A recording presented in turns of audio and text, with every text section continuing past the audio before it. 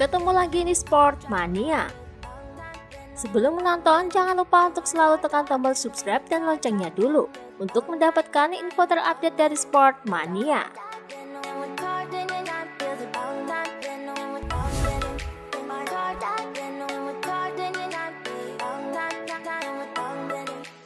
Duet pembalap Yamaha Quartararo dan Morbidelli merasa kesulitan dalam pertarungan di MotoGP Qatar lalu.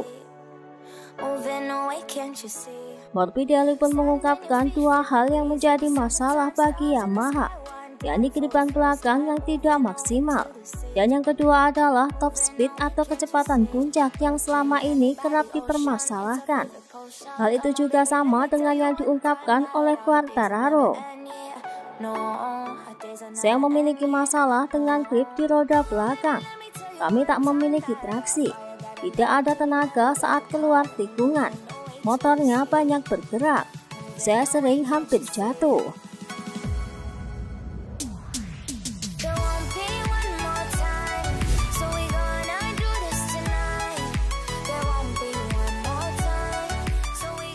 Valentino Rossi tampaknya kecewa melihat muridnya Pecco Bagnaia gagal pada perlombaan di Qatar lalu.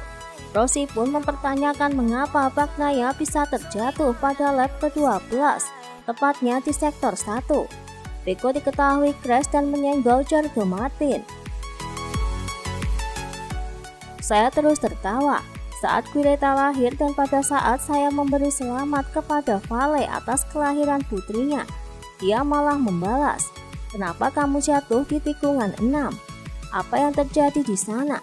Saya tak bisa menahan tawa saya.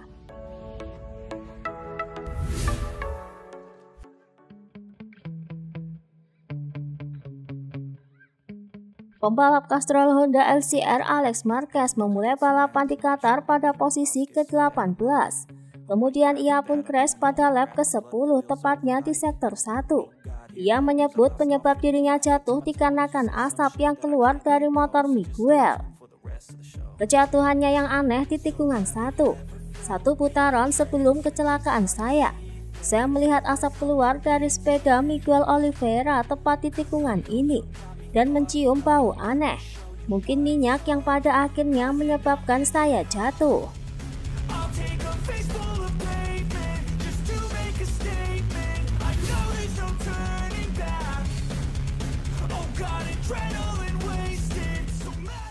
Sudah sejak awal latihan bebas pertama hari pertama di Qatar, Maverick Vinales mengalami beberapa kendala dalam mengontrol motornya. Tak heran ia pun banyak mengalami kendala saat menjalani balapan di Qatar.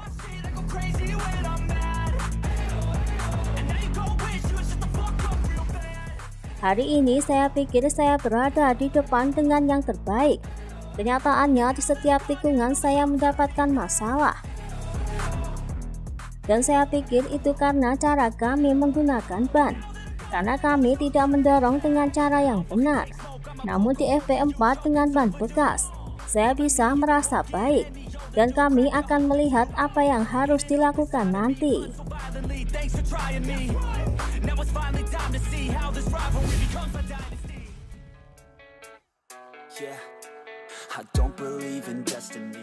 Saat menjalani balapan di Qatar, Marc Marquez sempat terpaut 4,099 detik dari Bastianini.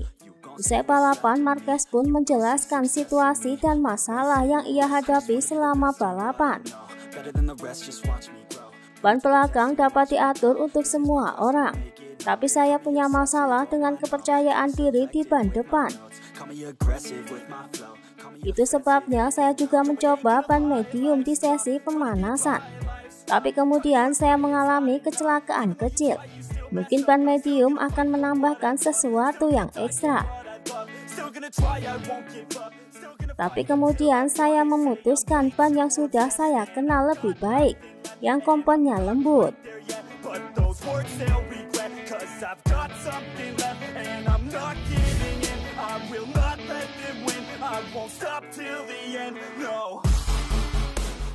Pecco Bagnaia dan Jorge Martin mengalami crash di lap ke-12 pada balapan di Qatar lalu.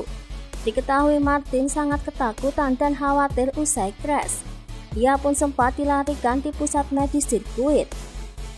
Saya merasa sangat kesakitan di tangan kanan saya. Kami akan memeriksanya di Barcelona pada hari Senin. Di sisi lain, Bagnaia pun menjelaskan mengapa ia bisa terjatuh. Ia pun juga meminta maaf kepada Martin karena menyebabkan ikut terjatuh. Saya tidak melebih-lebihkan. Jorge lebih lambat dari saya saat itu. Tapi saya harus mengerti mengapa saya kesulitan di forehand. Jadi saya sedikit terlambat pada Jorge.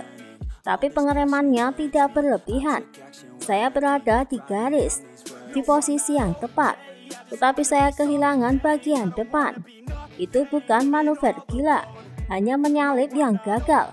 Dan kami perlu memahami alasannya. Saya hanya bisa meminta maaf kepada Ducati, Pramac, dan Jorge Martin di atas segalanya, dan memikirkan balapan selanjutnya.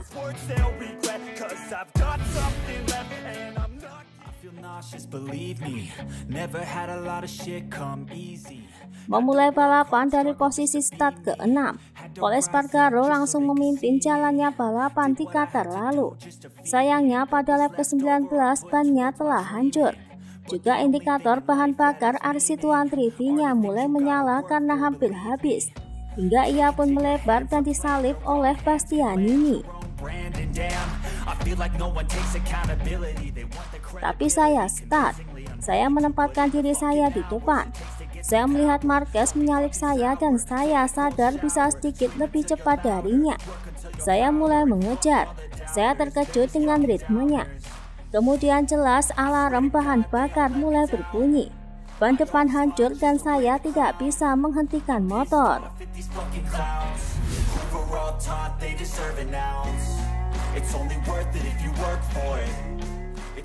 Jack Miller start di urutan keempat pada balapan di Qatar lalu. Saat di tengah-tengah balapan ia tenggelam di barisan belakang. Ia mengalami masalah pada elektronik motor hingga memaksanya harus masuk pit pada lap ke-9.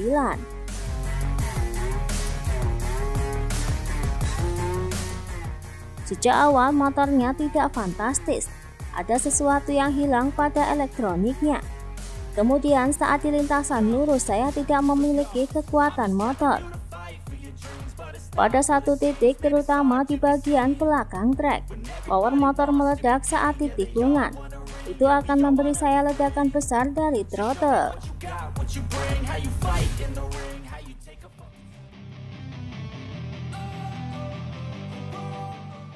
Menjadi perbincangan hangat di pedok MotoGP tentang insiden dengan Remy Gardner di FP2 Qatar lalu.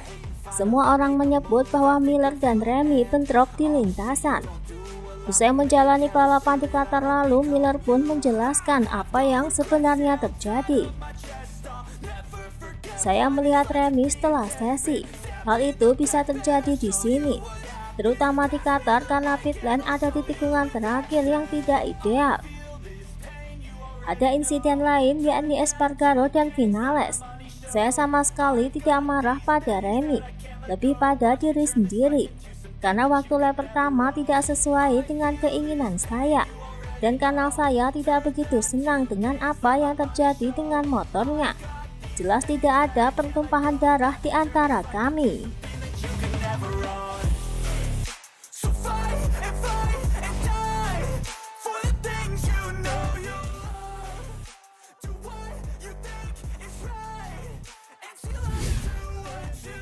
Itulah tadi beberapa informasi dunia MotoGP yang bisa kami sajikan. Terima kasih telah menonton video ini. Selalu ikuti informasi MotoGP kami lainnya. Salam Sport Mania.